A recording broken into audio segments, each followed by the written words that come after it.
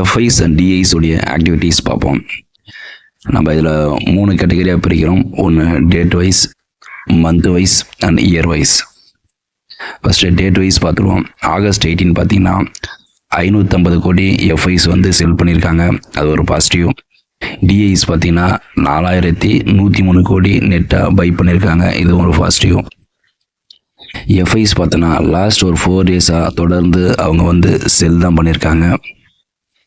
இந்த மந்த் ஸ்டார்டிங்லேருந்து பார்க்கும்போது 8th ஆகஸ்ட் ஒரு 1932 கோடி பை பண்ணியிருக்காங்க. அதுக்கப்புறம் ஒரு 10 நாள் கழித்து 18th ஆகஸ்ட் தான் ஒரு 550 கோடி நெட்டாக பை பண்ணியிருக்காங்க.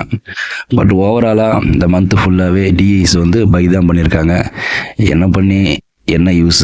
மார்க்கெட் வந்து ஒரு சைடு வேஸ்லேயும் ஒரு லோவ்லையும் தான் போயிட்டுருக்கு. ஸோ எப்பயுமே எஃப்ஐ உடைய இன்வெஸ்ட்மெண்ட்டு தான் எப்பயுமே மார்க்கெட் பெருசாக எடுத்துக்கிட்டு அவங்க பை பண்ணால் மேலே போகும் எப்பயுமே.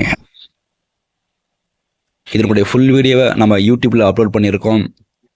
மேலும் யூடியூப் ஷார்ட்ஸ் பார்க்குறவங்க நம்ம லோகோ கீழே ப்ளே பட்டனை கிளிக் பண்ணி இந்த ஃபுல் வீடியோவை பாருங்கள்.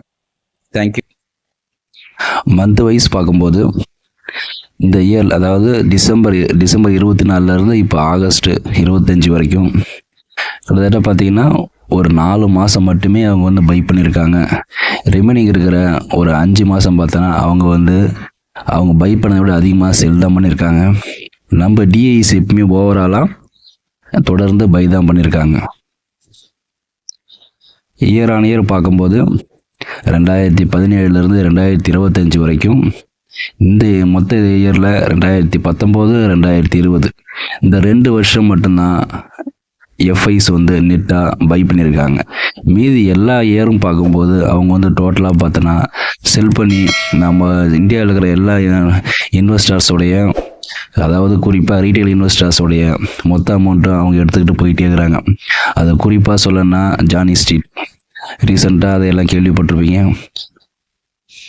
அந்த ஒரு கம்பெனி பார்த்திங்கன்னா இந்தியாவில் இருக்கிற எல்லாத்தையும் எஃப்என்டோஸில் வந்து ஒரு சில மேனிப்புலேஷன்லாம் பண்ணி நிறைய அமௌண்ட், அதாவது வருஷத்துக்கு 40,000 கோடி பார்த்திங்கன்னா இயர் ஆன் இயர் அவங்க வந்து 2017 இந்தியாவில் வந்து அமௌண்ட் எடுத்துகிட்டு போனதாக ஒரு தகவல்.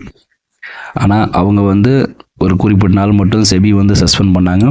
மறுபடியும் ஒரு 4,000 கோடி மட்டும் பெனால்ட்டியாக பே பண்ணிவிட்டு மறுபடியும் பார்த்திங்கன்னா அவங்க வந்து ஷேர் மார்க்கெட்டில் இன்வெஸ்ட்மெண்ட் பண்ணிகிட்டு இருக்காங்க.